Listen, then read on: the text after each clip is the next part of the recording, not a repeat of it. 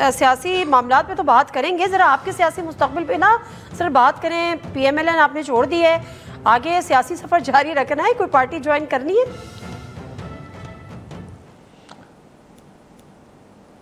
जी बिल्कुल ज्वाइन करनी है, मतलब अभी मेरा ख्याल है फैसला नहीं हुआ, जब होगा तो अभी कुछ टाइम लगेगा इंशाल्लाह ताला। अच्छा, उम्मीद है PTI तो नहीं होगी या हो सकती है? पता नहीं, अभी तो मैं कुछ भी नहीं कह सकता, जाहिर सी बात है। चले सर, भी हो सकती है, जमात इस्लामी भी हो सकती है। ना करें सीरियसली।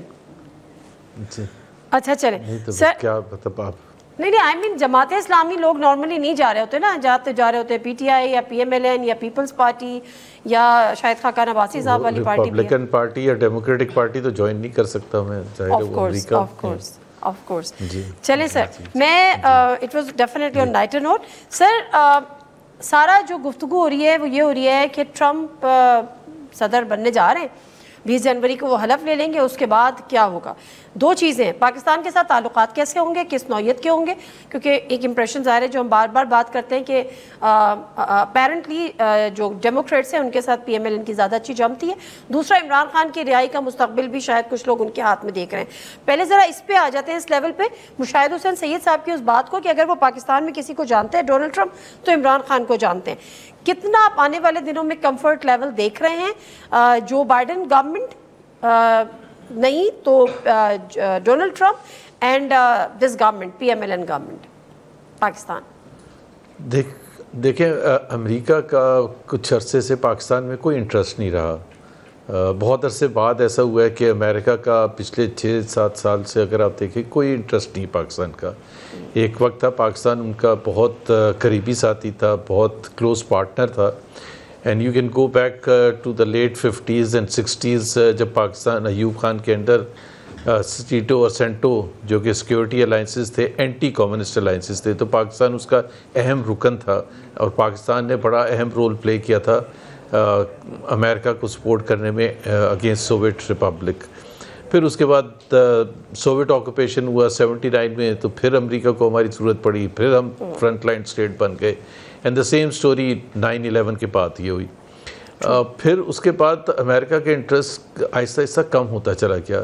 उसकी एक तो वजह ये थी कि जियो पॉलिटिकल स्टैंड पॉइंट से पाकिस्तान की अहमियत नहीं रही थी अमेरिका की नज़र में, और दूसरा ये कि पाकिस्तान बहुत पीछे रह गया इकनॉमिक स्टैंड पॉइंट से when we compare it with India for example.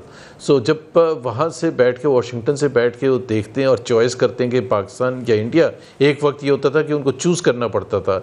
Republicans normally support करते थे पाकिस्तान को और डेमोक्रेट सपोर्ट करते थे इंडिया को, बट ये बिल्कुल ख़त्म हो गया पिछले 6-8-10 साल में, चाहे डेमोक्रेट्स आएँ या रिपब्लिकन्स आएँ।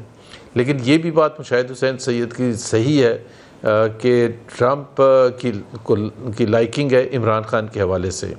उन्हीं के तरह के इम्पल्सिव लीडर हैं, वो पॉपुलिस्ट लीडर हैं, वो फैसला करते वक्त इतना सोचते नहीं है कि इसका फलाना इंटरेस्ट ग्रुप क्या उसको किस तरह से लेगा।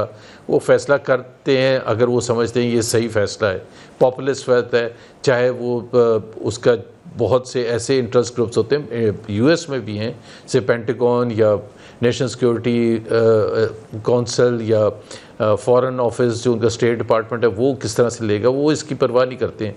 सो वो कुछ ना कुछ तो असर होगा ट्रंप के आने से, इस लिहाज से कि इमरान खान के हवाले से। अच्छा, तो वो असर इस हद तक भी हो सकता है, आप ये देख रहे हैं कि उनकी रिहाई के लिए भी वो कोई जो है वो रोल प्ले कर सकते हैं? Do you really see this sir?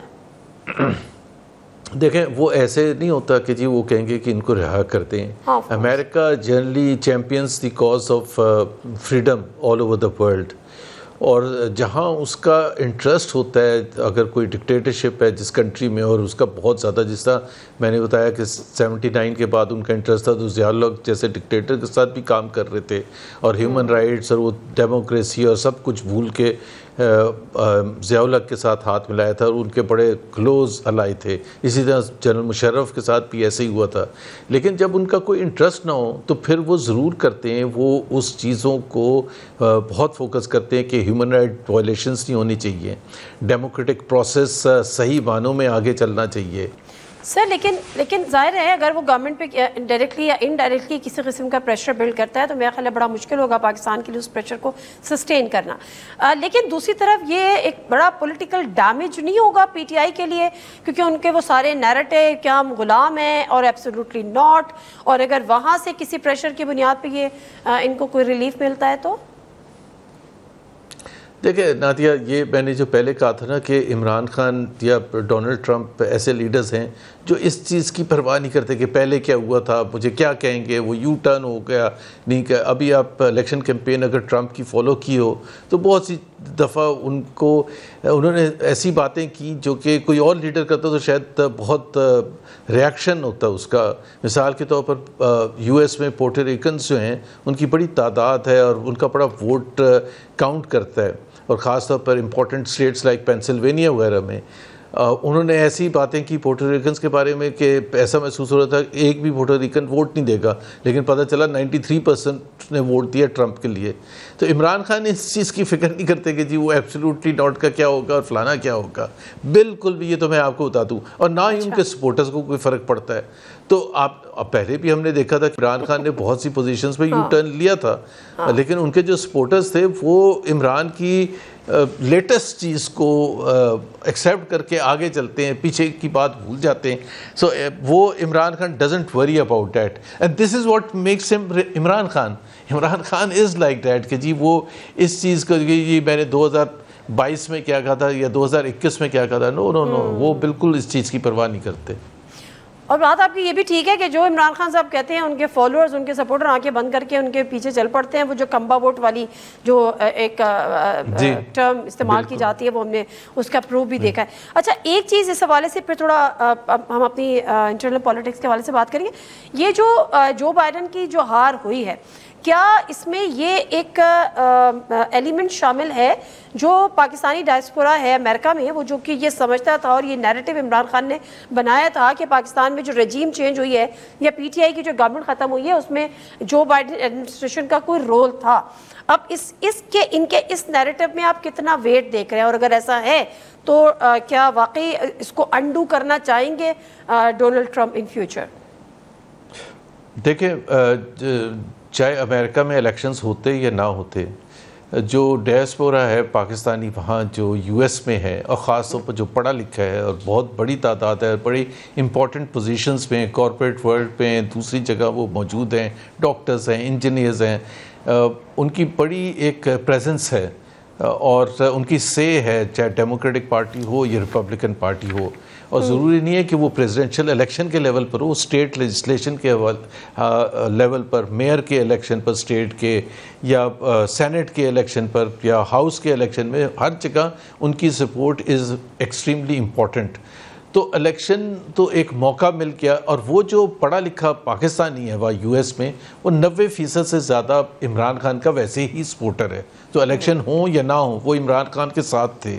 अब जब इलेक्शन हो गए तो उनको मौका मिल गया कि जाहिर सी बात है रिपब्लिकन्स भी और डेमोक्रेट्स भी उनके पास जाते हैं, पाकिस्तानी इंटरेस्ट ग्रुप्स के पास जाते हैं और उनसे उनकी सपोर्ट मांगते हैं। बिकॉज कई जगह ऐसी होती है, ख़ास तौर पर जिस तरह मैंने कहा ना, जो सेनेट के इलेक्शन है या हाउस का इलेक्शन है या इवन स्टेट के लेजिस्लेशन, टेक्सास की स्टेट लेजिस्लेशन के इलेक्शन है, तो वहाँ तो ज़्यादा फिर सपोर्ट, जहाँ पाकिस्तानी की तादाद प्रेजेंस ज़्यादा है। सो वो जो पढ़ा लिखा पाकिस्तानी है उसको एक मौका भी मिल गया कि अपना नैरेटिव को आगे लेके आए कि जी हम और पाकिस्तानी अमेरिकन्स हैं और हमारे मुल्क में ये सब हो रहा है, और हम चाहते हैं कि जो यूएस एडमिनिस्ट्रेशन नई आए वो इसका अंदाज़ा लगाए और उस पर कोई नोटिस ले और कोई ना कोई उसकी राय कायम हो जो कि पॉजिटिव हो टुवर्ड्स पीटीआई इन पाकिस्तान। तभी तो आपने देखा था आज से चंद महीने पहले तकरीबन 350 या मुझे याद नहीं है बट बहुत बड़ी तादाद में यूएस कांग्रेस ने रेजोल्यूशन पास की थी, जी 360 पास की थी। वो बहुत बड़ी तादाद थी डिमांडिंग कि पाकिस्तान में फेयरनेस होनी चाहिए, ट्रांसपेरेंसी होनी चाहिए, इमरान खान के हवाले से जो भी था। तो it's not, it is very unusual. तो वो इलेक्शन का क्यों नहीं फ़ायदा उठाएंगे। और एक बात डोंट फॉरगेट के जुल्फी बुखारी जो हैं उनकी बहुत क्लोज रिलेशनशिप है डोनाल्ड ट्रंप के सन इन लॉ के साथ। और डोनाल्ड ट्रंप के सन इन लॉ कैप्टन सफदर नहीं है, वो बड़ा अहम रोल प्ले उन्होंने किया था जब 4 साल का वो था, ट्रंप का फर्स्ट टर्म था। He was a point man for many of the issues even including foreign policy, तो वो उनका बड़ा रोल था। उस वक्त भी बहुत से लोग क्रिटिसाइज़ करते थे कि जी सन इन लॉ को इतनी अहमियत दी हुई है वाइट हाउस के उसमें मामलात में, बट डोनाल्ड ट्रंप जाहिर सी बात है उसका परवाह नहीं करते थे। सो ये तमाम फैक्टर्स जो हैं ये कंबाइन होकर मेरा ख्याल है ज़रूर असर डालेंगे। और उसका नातिया अंदाज़ा आपने उससे लगाया होगा कि जैसे ही इलेक्शन रिज़ल्ट आया था तो सीनियर गवर्नमेंट ऑफिशल्स तो जो थे, राना सनाउल्लाह हैं, ख्वाजा आसिफ हैं, उन्होंने स्ट्रॉन्गली रिएक्ट करना शुरू कर दिया था। हालांकि अभी तक तो कुछ हुआ ही नहीं था, अभी तक कर रहे हैं। उनका रिएक्शन बताता जी उनका रिएक्शन ये बता रहा था कि देयर इज़ नर्वसनेस, वो फील कर रहे हैं कि there is heat on them कि जी डोनाल्ड ट्रंप आएंगे तो कुछ ना कुछ होगा। हालांकि वो तो as a senior government official उनको इस किस्म की बयानात तो देने भी नहीं चाहिए थे। एग्जैक्टली बिल्कुल आप सही कह रहे हैं, लेकिन आप इस बात को इंडोर्स करते हैं कि रजीम चेंज में कहीं ना कहीं जो बाइडेन एडमिनिस्ट्रेशन का हाथ था? Do you endorse? नहीं, मैं नहीं एग्री करता। देखें, एक तो जो लेवल था ना, क्या नाम था उनका, वो जो मैं नाम भूल गया, जो फेमस जिनकी मीटिंग, जी डोनाल्ड लू, जिनकी मीटिंग हुई थी पाकिस्तानी एम्बेसडर के साथ, वो बिल्कुल अनडिप्लोमेटिक था। उनका जो डिज़ायर थी जो डोनाल्ड लू की, बहुत अनडिप्लोमेटिक थी कि अगर ऐसा हो जाए तो फिर यूएस सपोर्ट करने के लिए तैयार था। लेकिन उसके बाद उस चीज़ को तो काफ़ी अर्सा गुजर चुका, कोई ऐसे शवाहिद नहीं आए कि उनसे ऊपर लेवल पर स्टेट डिपार्टमेंट की भी ये पोजीशन थी, वाइट हाउस की भी ये पोजीशन थी, कांग्रेस की भी ये पोजीशन थी, पेंटागन की भी ये पोजीशन थी, तो ऐसा हमने कोई मेरा ख्याल है नहीं देखा। बिल्कुल ठीक है सर। पीटीआई के साथ बार बार उनका कहना ये है, क्या हुकूमत को आपको लगता है कि ऐसा कोई ख़तरा है या ख़तरा प्रूफ हो चुकी है? 26 अमेंडमेंट हो गई and everything was done, plus ये जो सारी चीज़ें हमने देखी। अब पीटीआई कहती है हम एहतजाज की कॉल देंगे, नहीं फाइनली देंगे, नवंबर में देंगे, नवंबर आ गया, हम नवंबर में देंगे। इमरान खान की कॉल का वेट कर रहे हैं। कुछ लोग कहते हैं बड़े रॉन्ग नंबर्स हैं, बड़े कॉम्प्रोमाइज्ड हैं। इससे जो पीटीआई की स्ट्रैटेजी है, आपको एक मुनासिब स्ट्रैटेजी लगती है या खान की राय के लिए उनको वाकई सड़कों पर निकलना चाहिए, कुछ करना चाहिए? देखिए, सड़कों पर निकलना चाहिए था, बिकॉज अब तो सब ऑप्शंस मेरा ख्याल है ख़त्म हो गए। जुडिशरी की तरफ देख सकते हैं, बिकॉज वहाँ कॉन्स्टिट्यूशनल बेंच जो बनाया वो ज़ाहिर है प्रो गवर्नमेंट जजेस से भर दिया गया है, तो वहाँ से अगर इंसाफ की उम्मीद पीटीआई लगाए हुए थी पहले, तो वो तो नहीं मिलेगी।